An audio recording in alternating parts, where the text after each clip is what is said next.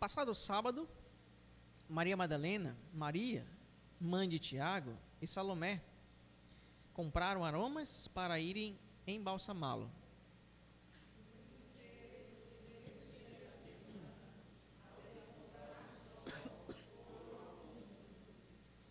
Diziam umas às outras: quem nos removerá a pedra da entrada do túmulo?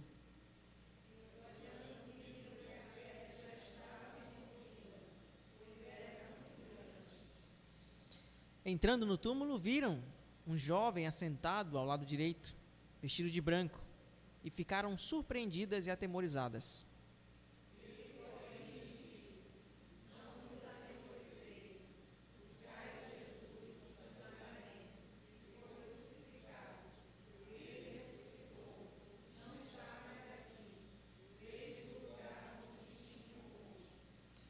Mas ide, dizei a seus discípulos e a Pedro que ele vai adiante de vós para a Galiléia. Lá o vereis, como ele vos disse.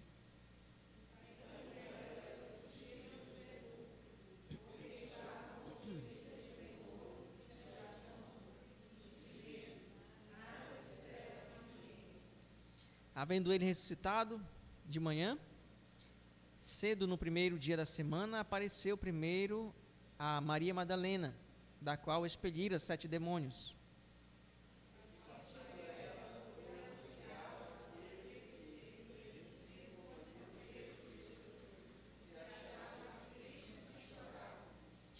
Estes, ouvindo que ele vivia e que fora visto por ela, não acreditaram.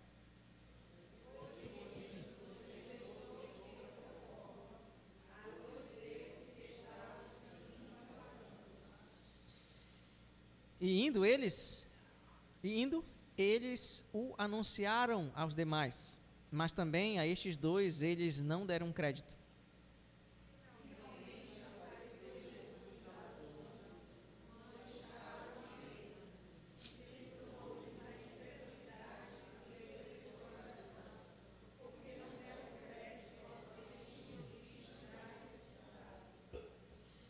E disse-lhes: ide por todo o mundo e pregai o evangelho a toda criatura.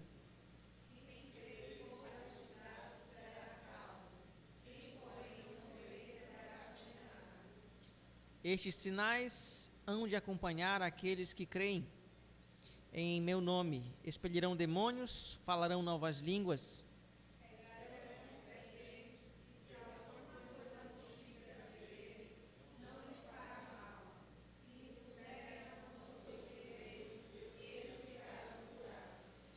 De fato, o Senhor Jesus, depois de lhes ter falado, foi recebido no céu e assentou-se à destra de Deus.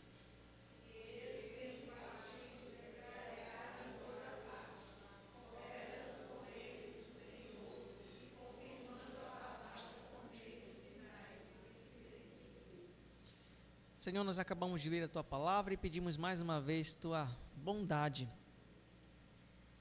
a fim de que possamos compreendê-la, Senhor, a fim de que possamos guardá-la no coração para não pecar contra Ti, a fim de que sejamos desafiados, corrigidos, animados, exortados, Senhor, a caminhar conforme a Tua vontade. Que através desse texto nós possamos lembrar da morte do Senhor e que possamos, depois disso, amá-lo um pouco mais. Senhor e Salvador Jesus Cristo, e tirar algumas lições, Senhor, para a nossa vida, a fim de que Teu nome seja glorificado através de nós. Oramos em nome de Jesus. Amém. Hoje eu queria meditar com os irmãos sobre o seguinte título: a fé no Cristo ressurreto. Mas quando falamos de fé em Jesus, não falamos da mesma coisa.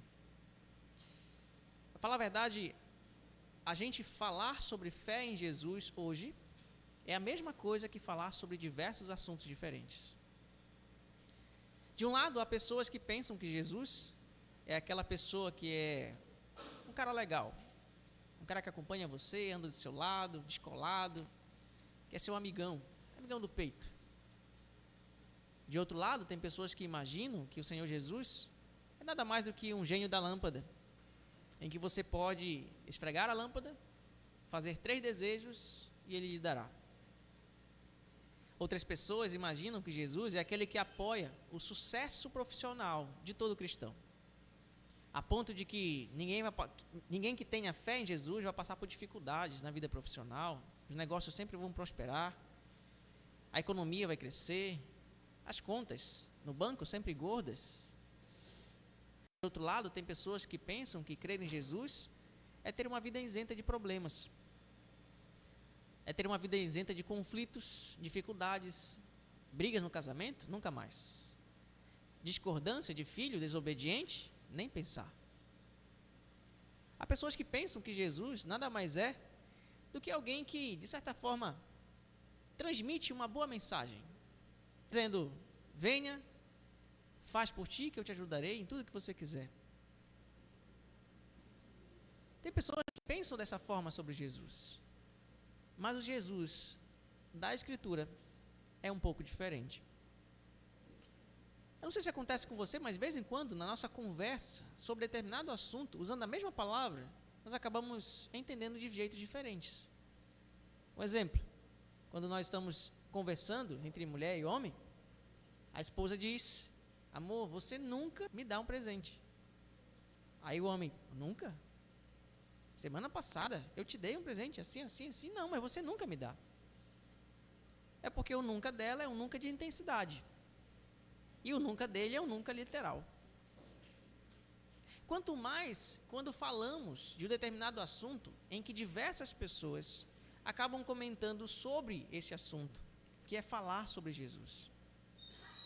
Há pessoas que dizem que Jesus hoje aceita você do jeito que você está, e é verdade.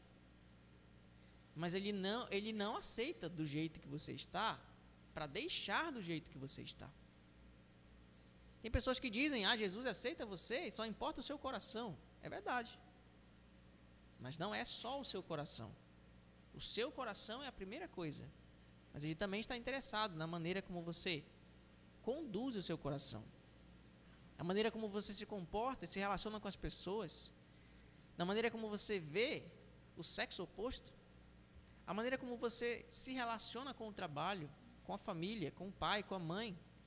É esse Jesus que está na Escritura. Ele, quando chega na nossa vida, ele afeta as áreas. Todos os nossos relacionamentos. Todas as diversas áreas que temos, ele afeta. Porque ele não veio simplesmente trazer uma boa mensagem de amor e de esperança. Ele veio trazer uma boa mensagem de amor e esperança para aquelas pessoas que creem nele, submetendo-se ao seu governo. Essas pessoas que se submetem ao governo do Senhor, quando creem nele e recebem ele de fato, elas são como esses discípulos que nós acabamos de ler. Eles veem Jesus, ouvem falar de Jesus e compartilham a mensagem de Jesus. Hoje eu quero pensar com os irmãos em 3 partes. Em primeiro lugar, a fé no Cristo ressurreto é evidenciada no amor para com Ele, verso 1 a 8. Em segundo lugar, a fé no Cristo ressurreto é propagada através da igreja dele, são os discípulos. E a fé no Cristo ressurreto é desenvolvida na companhia dele. Eu quero ver essas 3 partes com os irmãos, vou fazendo algumas explicações do texto e vou tirando essas aplicações para a nossa vida. Olha o que diz então, no verso 1. Passado o sábado, Maria Madalena, Maria, mãe de Tiago. Percebam que Marcos sabe que Maria é mãe de Jesus, mas ele resolve não colocar isso. A gente não explica o motivo, mas ele diz: Maria, mãe de Tiago. Tiago, irmão ou meio-irmão de Jesus, né? Para quem não sabe, Maria teve outros filhos além de Jesus, um deles Tiago. E Salomé. Compraram aromas para irem embalsamá-lo. A ideia aqui não era fazer aquilo que nós fazemos, né, no nosso momento. Quando alguém falece, tem lá uma forma de preparar o corpo da pessoa para que ela dure mais um tempo, a fim de que tenha um velório, né, digamos, sem nenhum incômodo. Não é essa a ideia. A ideia aqui, uma vez que ele já tinha sido enterrado, na nossa cabeça, né? Enterrado não, mas ele já tinha sido posto no sepulcro, né? Ele não precisava mais de aromas ou de especiarias. Elas estavam aqui tentando demonstrar a devoção a ele mesmo depois de sua morte. Era uma maneira de expressar o amor para com Jesus. Não era o cuidado com o corpo físico de Jesus. Era uma forma de devotar-se a ele, mesmo depois dele ter sido morto. No verso 2 diz, muito cedo, no primeiro dia da semana, ao despontar do sol, foram ao túmulo. E nós vemos vários filmes sobre isso, né? Várias peças. E tem muita coisa nos streams, na TV aberta. O mundo para falar a verdade. Grande parte da humanidade para falar desse assunto. O coelhinho não tem vez. Podem até falar dele, mas Páscoa, no mundo inteiro, é sinônimo de Jesus. Nunca na história da humanidade, um personagem causou tanto rebuliço, tanta transformação, tanto comentário quanto ele. Nunca. Não há nenhum livro mais lido no mundo do que a Bíblia. O impacto dessa informação, o impacto do que foi escrito nesse pequeno texto que nós lemos, é monstruoso, é extraordinário. Aqui eles estavam tentando demonstrar esse amor, mas eles estavam pensando, como iriam retirar a pedra? Verso 3. Diziam umas às outras, quem nos removerá a pedra da entrada do túmulo? Na cultura judaica, não era comum as pessoas serem sepultadas como nós sepultamos hoje. Nós, no geral, a gente vai no cemitério, cava aquele buraco, coloca né? Ou então cava um buraco e coloca empurrando para o outro lado, né? Aí depois coloca algumas peças de concreto, coloca outra pessoa que faleceu, coloca mais uma camada e outra pessoa. Não era assim que eles faziam o sepultamento naquele contexto. Naquele contexto, um sepultamento honroso era feito numa pedra. Escavava-se alguma coisa numa pedra, ou achava uma gruta, e transformava ela então numa casinha. Eu lembro muito bem que em Belém, quando eu passeio por lá, bem perto da Praça Batista Campos, tem lá um cemitério de judeus. E no cemitério de judeus, você vai encontrar várias casas, né, feitas, né, várias estruturas. E as pessoas vão lá e engavetam os seus entes queridos, né, corpo deles. E era assim, então, que eles pensavam. Só que nossa facilidade hoje mais fácil, né? As pessoas pegam uma barra de concreto, remove, tira o cimento. Para eles, não. Naquele contexto, uma sepultura, geralmente, colocava-se uma pedra retangular. Quando se tinha muita condição para se realizar um outro sepultamento, né, um outro momento, fazia com que boleassem a pedra para facilitar, então, a remoção dela, e aí, então, pudessem usá-la novamente. E esse era o aspecto de Jesus. Aquele que não tinha onde reclinar a cabeça, foi sepultado numa sepultura de rico. José de Arimateia, provavelmente alguém muito rico para ter uma estrutura como essa, sepultou Jesus lá. Mas mesmo a pedra sendo oval, né, sendo redonda, ainda assim era uma pedra muito grande. Para alguns homens, moverem já é difícil. Agora, imagina só para algumas mulheres. Havia uma estrutura, né, digamos assim, tipo como se fosse um corrimão, né, alguma coisa assim, né, para que ele pudesse rolar com mais facilidade. Mas ainda assim, era uma pedra enorme. Tanto é que um dos exemplos, nos filmes que a gente vê, quando Jesus vai ressuscitar Lázaro, né, ele chega e diz para removam a pedra. E há dificuldade, há muita dificuldade para isso. E ele chama Lázaro, vem para fora, e Lázaro vem. Nesse contexto, só temos mulheres, 3 mulheres. Como elas vão remover essa pedra? Essa era a dificuldade delas, ou a preocupação delas. Preocupação essa que, depois de alguns minutos, é passada para outro tipo de preocupação. Verso 3, elas estão preocupadas. Mas olha o que acontece no verso 4. E olhando, viram que a pedra já estava removida, pois era muito grande.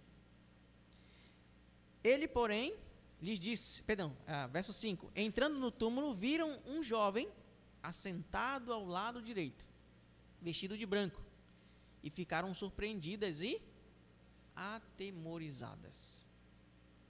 Eu não sei vocês, meus irmãos, mas quando nós sonhamos com anjos, né, sabe aquele sonho que você viaja na maionese, né?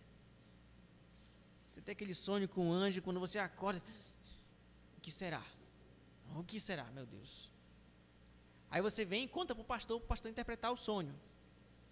Não, meus irmãos, não tenho esse dom, e eu creio que os pastores também não têm, certo? O sonho é o sonho.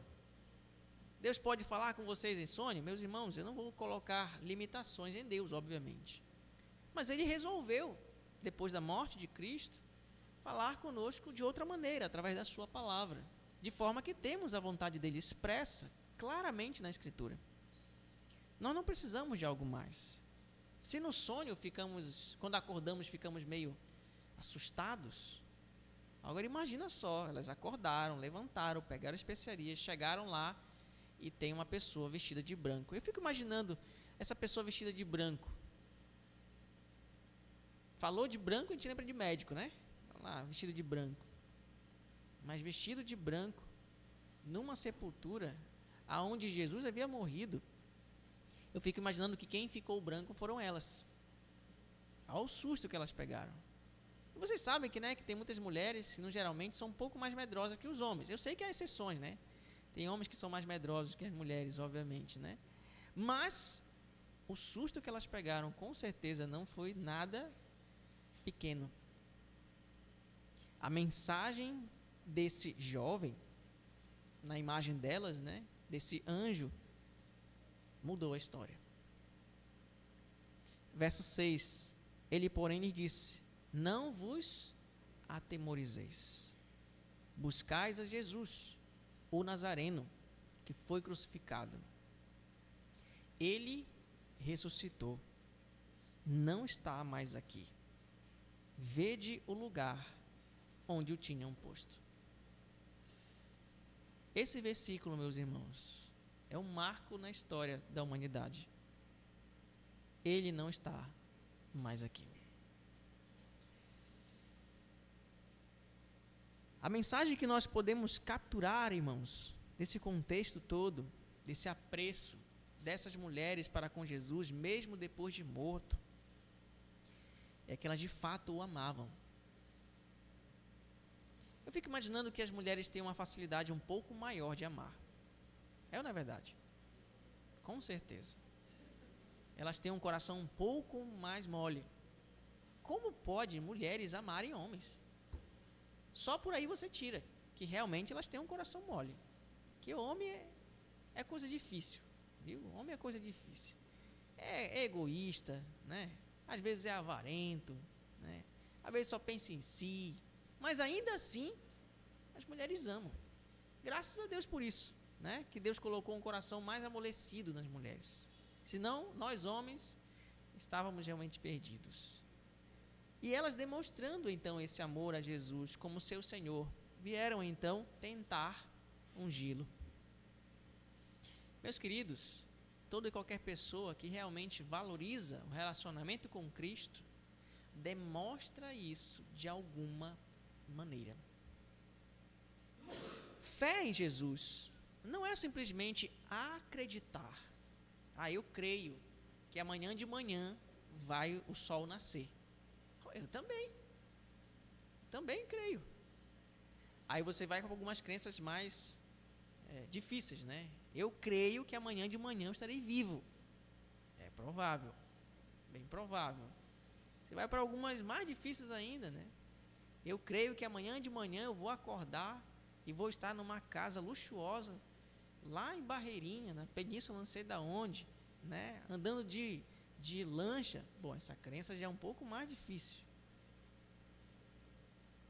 A gente relaciona fé com atitudes. Não tem a possibilidade de fé em Jesus não ser demonstrada através de ações. Quem ama a Jesus, serve a Ele. Quem ama Jesus, demonstra o seu amor a Ele. Ações estão intimamente ligadas com aquilo que nós acreditamos, com a nossa fé. Você trabalha todos os dias na esperança de receber. É fé. Quem garante que você vai receber no final do mês? A justiça? Talvez. Vindo a Covid, né? Vindo uma estrutura, um desastre, uma catástrofe, quem garante? E você, na esperança, né, crendo que vai receber, trabalha. Meus queridos, fé e ação estão intimamente ligadas. O que nós aprendemos aqui nesse trecho nada mais é do que o amor a Cristo é a maior manifestação de fé nele. Mas não existe amor em teoria. Não existe. Amor de palavras. O apóstolo Pedro fala sobre isso. Não amemos de palavras, mas de fato e de verdade. Em outras palavras, em ação e em verdade. Nosso amor para com Cristo, ele redunda em ações. Nossa fé em Cristo nos conduz a agir. Mas se nós não temos o Cristo físico conosco, como então demonstrar esse amor a Ele? De diversas formas. As mulheres aqui estão demonstrando esse amor a Ele. Elas amam a Ele e tentam servi-lo, demonstrar esse amor. O próprio Jesus mesmo, quando chega para Pedro, chama Pedro em particular e diz: Pedro, tu me amas? Sim, Senhor, tu sabes que eu te amo. Apacenta as minhas ovelhas. Pedro, tu me amas? Sim, Senhor, tu sabes que eu te amo. Apacenta as minhas ovelhas. Pedro, tu me amas? Eu acho que o Senhor está duvidando disso, mas Ele sabe de todas as coisas. Ele sabe até que o galo ia cantar antes mesmo de eu ter negado Ele 3 vezes. Tu sabes que eu te amo. Apacenta as minhas ovelhas. Em outras palavras, meus irmãos, o que Jesus estava falando para Pedro nada mais é do que isso. Se você me ama, então cuide da minha igreja. Se você me ama, então ajude a teus irmãos. Esse é um ponto muito importante para nós entendermos a fé cristã. Fé cristã redunda em serviço à igreja. E quando eu falo de igreja, eu não estou falando da igreja, estrutura física. Eu estou falando da igreja, os irmãos que se reúnem nela. Como podemos demonstrar o nosso amor a Jesus? Mande uma mensagem para a pessoa que não está vindo à igreja. Faça uma ligação para aquela pessoa que você está sentindo, que está desanimando na fé. Pegue um dia da sua semana e leia a Bíblia com alguém que está começando a fé cristã. Abra as portas de sua casa para que haja um grupo de estudo bíblico lá. Invista financeiramente para que tenha lanche na igreja. Faça isso. Contribua para que no grupo pequeno nós tenhamos um momento de comunhão, porque esse momento é tão importante para nós desenvolvermos bons relacionamentos, para que em momentos de crise nós não procuremos um conselho em uma pessoa que não ama Cristo. Nós procuremos um conselho em alguém que ama Jesus, que conhece a palavra de Jesus e que pode nos dar bons conselhos. Se você ama Jesus, você pode certamente servir a igreja limpando, carregando, transportando. Se você serve a igreja, você ama os irmãos, você lê a Bíblia com eles, você os ensina. Você contribui na sala das crianças, dos adolescentes, dos jovens, dos adultos. Você carrega coisas, você monta coisas, você liga som, desliga som.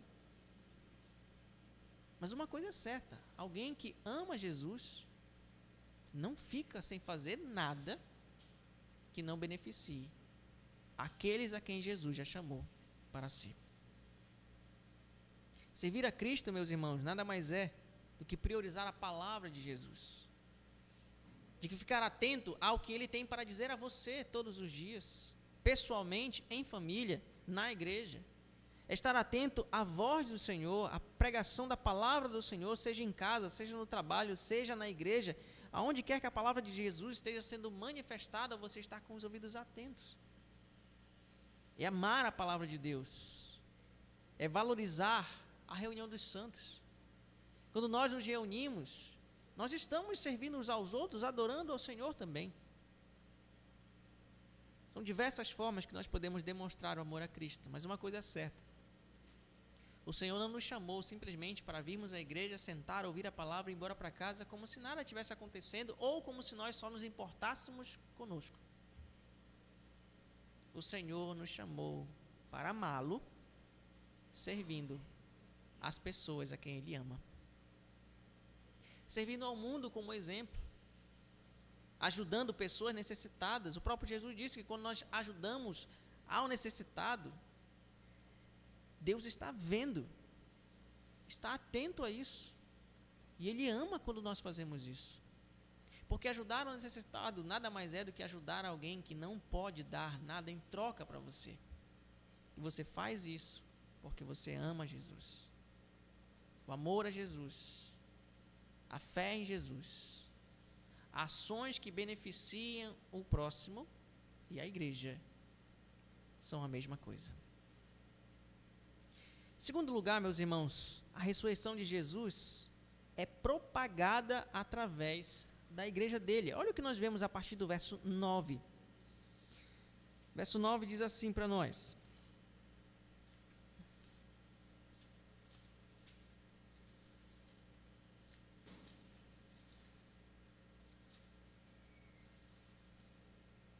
havendo ele ressuscitado de manhã, cedo no primeiro dia da semana, apareceu primeiro a Maria Madalena, da qual expelira 7 demônios.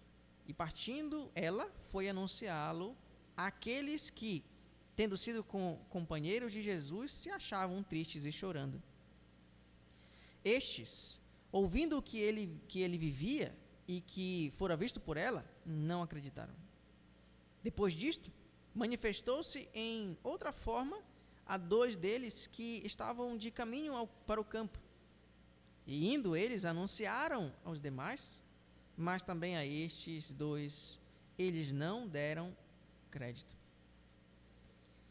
Finalmente apareceu Jesus aos 11, quando estavam à mesa, censurou-lhes a incredulidade e dureza do coração, porque não deram crédito aos que tinham visto e já ressuscitado.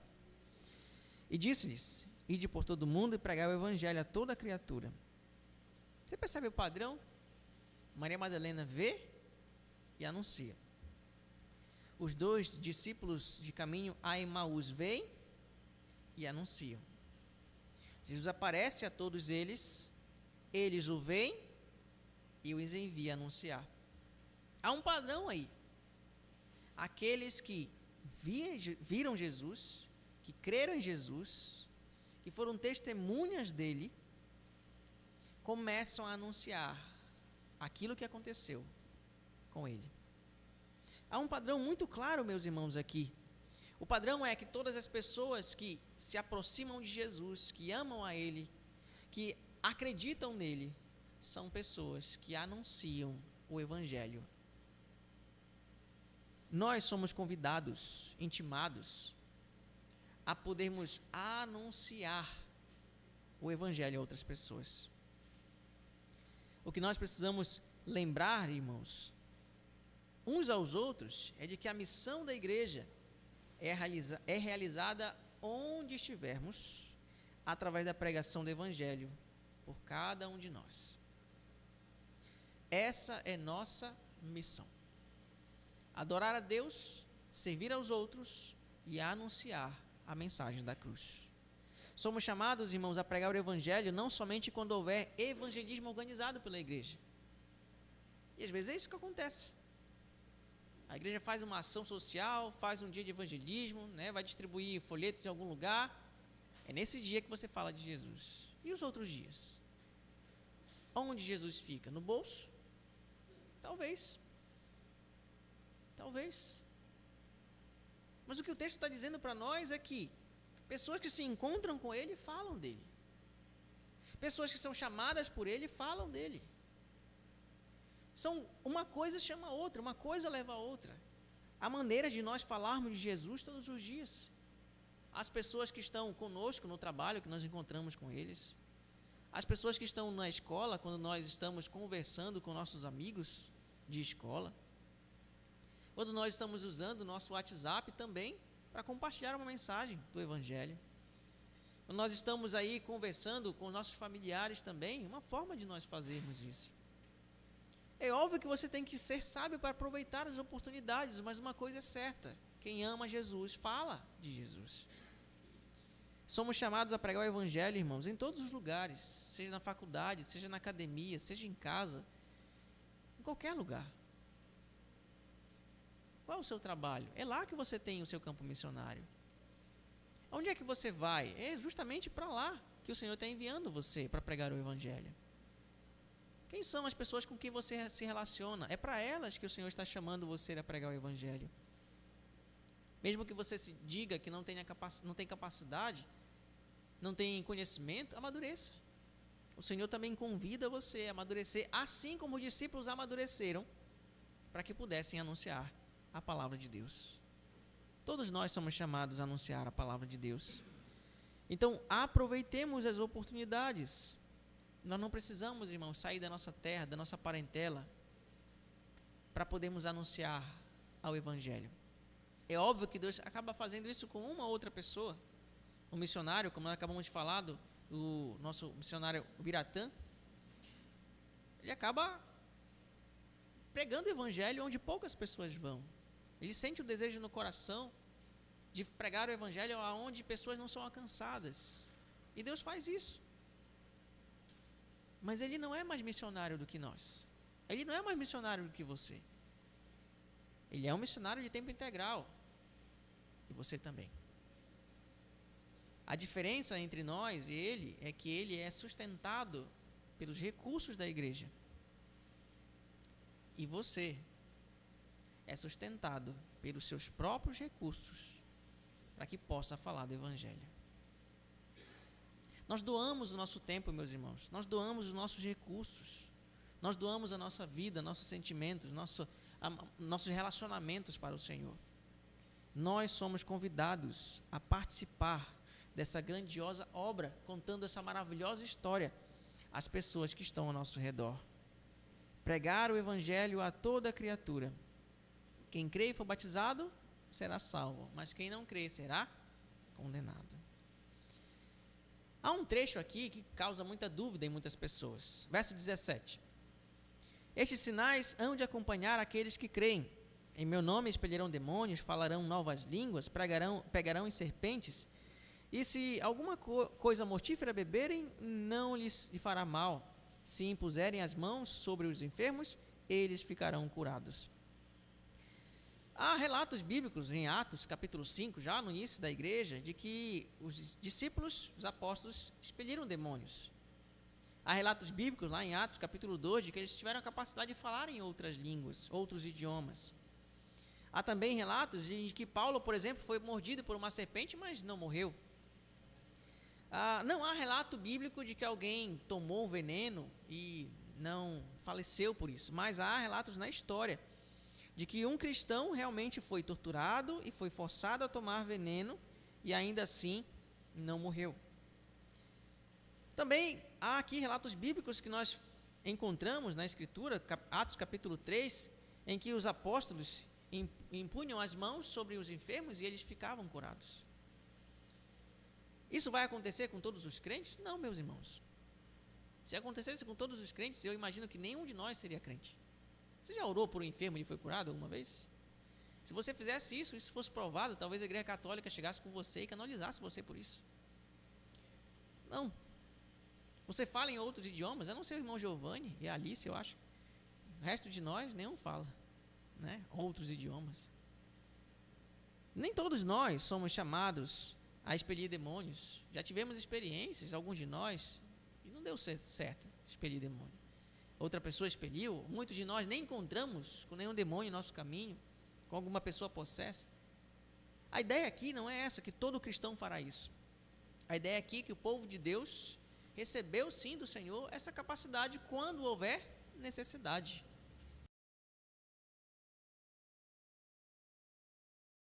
mesmas coisas, porque somos diferentes e o Espírito Santo distribui essa capacidade a quem lhe apraz. Nós precisamos compreender, meus irmãos, aqui, que somente a fé em Cristo é necessária. Todos que somos chamados para crermos em Jesus, somos chamados para compartilhar essa fé com outras pessoas. Devemos, irmãos, dar tudo o que nós temos ao Senhor.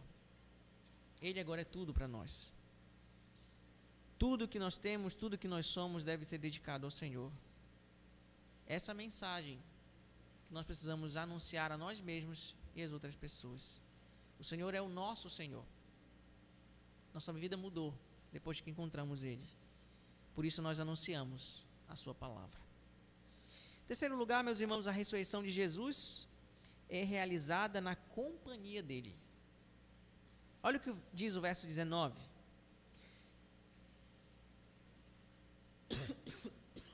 De fato, o Senhor Jesus, depois de lhes ter falado, foi recebido no céu e assentou-se à destra de Deus. Onde ele está? No céu. Assentado à destra de Deus. Verso 20. E eles, tendo partido, pregaram em toda parte, cooperando com eles o Senhor e confirmando as palavras por meio de sinais que se seguiam. Quem estava cooperando com eles enquanto eles estavam anunciando a palavra de Deus? O Senhor. O Senhor está no céu, sim, em seu alto sublime trono, mas também está aqui conosco. Ele mesmo disse lá em Mateus, no finalzinho do último verso: eis que estou convosco todos os dias, até a consumação dos séculos. Nós vivemos nessa dinâmica. O Senhor fisicamente não está presente, mas espiritualmente sim. Então, quando nós não nos vemos capazes de compartilhar o Evangelho, a gente precisa lembrar disso. É o Senhor quem me capacita. Há imperfeições, sim, falta de sabedoria, muitas vezes. Nós somos pecadores, nós temos limitações, nós não somos perfeitos. Mas isso não é desculpa para nós não anunciarmos o Evangelho. Pelo contrário, eu me ver como incapaz deve me conduzir a confiar naquilo que o Senhor faz em mim. Aonde Ele está nesse momento. Ele está comigo.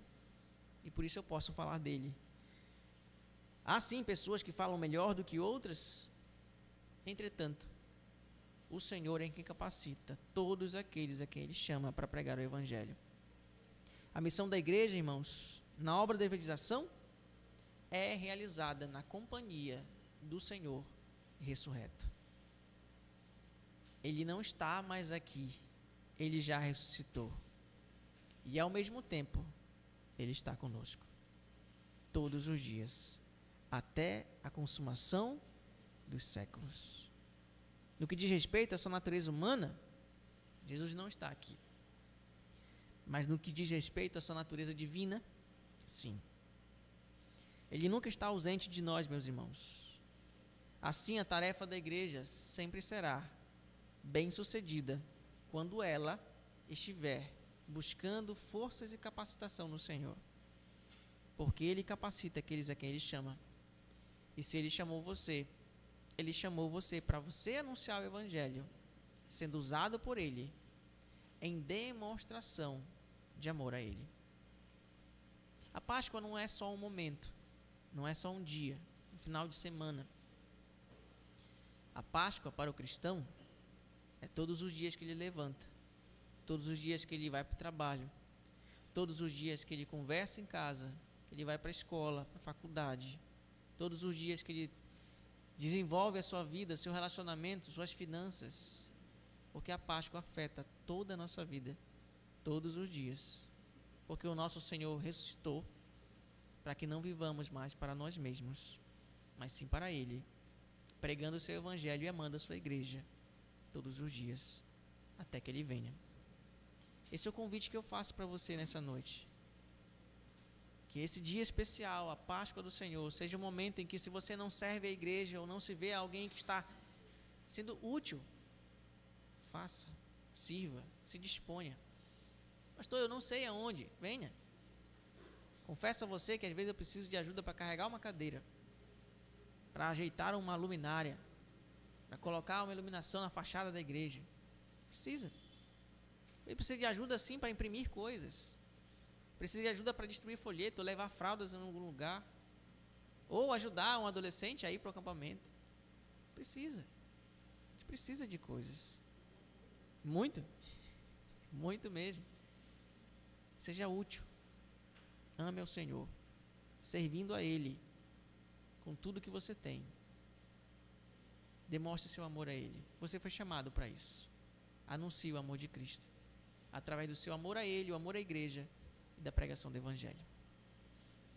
Isso é crer no Cristo ressurreto. Vamos orar. Senhor, nós te louvamos pela tua bondade, pela tua graça, pela tua misericórdia. Obrigado, Senhor.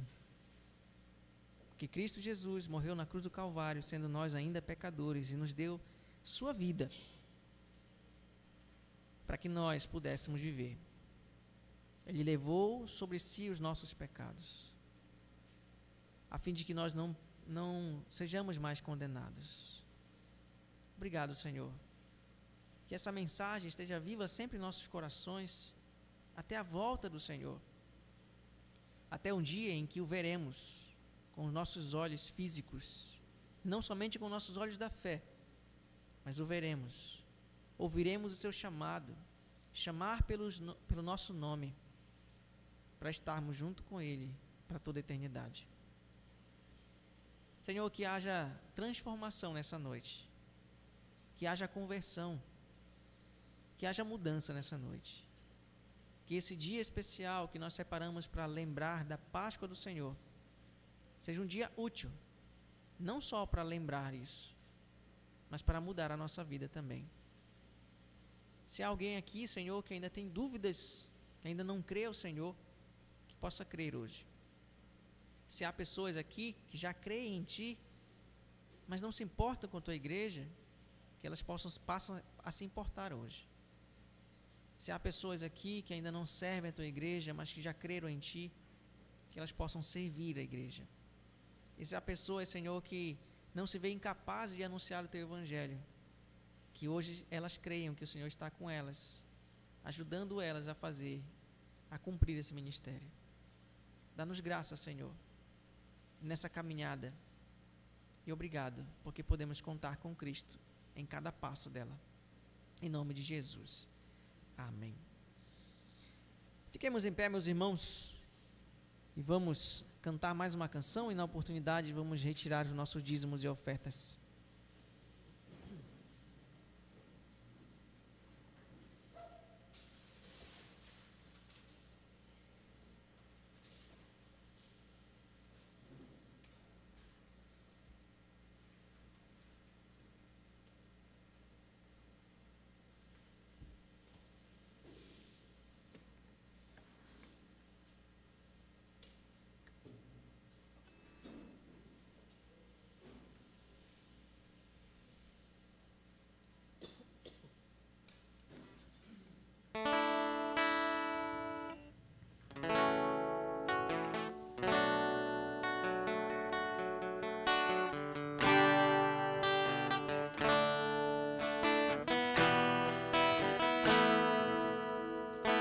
Jesus deixou toda a sua glória,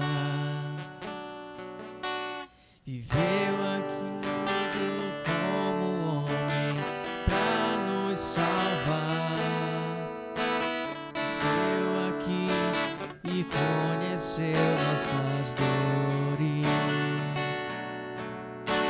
mas tudo Ele sofreu e venceu em nosso lugar, para nos mostrar o Criador, o único Deus, nos ama e deseja restaurar.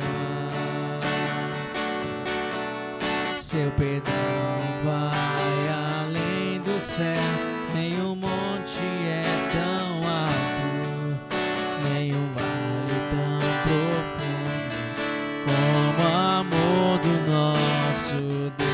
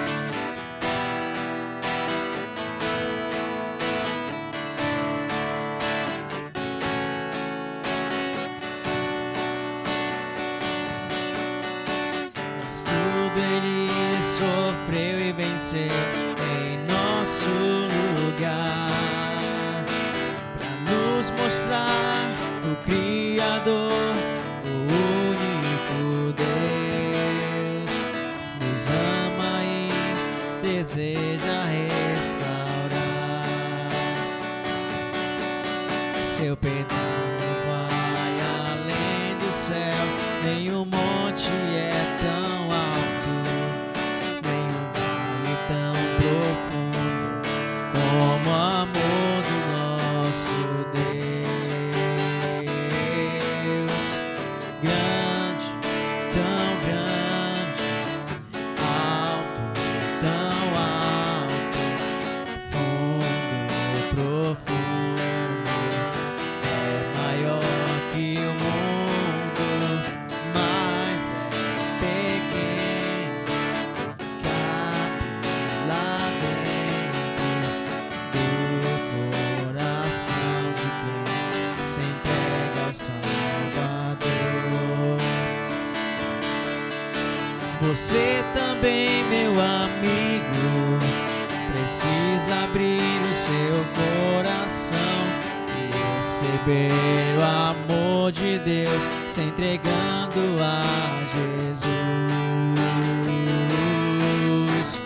Grande, tão grande, alto, tão alto, fundo, profundo, é maior que o mundo, mas é pequeno, cabe lá dentro do coração de quem se entrega ao Salvador. Seu perdão vai além do céu, nenhum monte é tão alto, nenhum vale tão profundo como o amor do nosso Deus.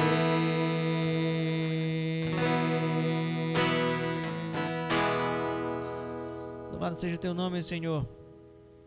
O amor do Senhor é grande, mas cabe dentro do nosso coração. Que nosso amor para contigo, Senhor, seja expresso, Senhor, de todas as maneiras. Nos dê uma semana abençoada, Senhor, por Ti.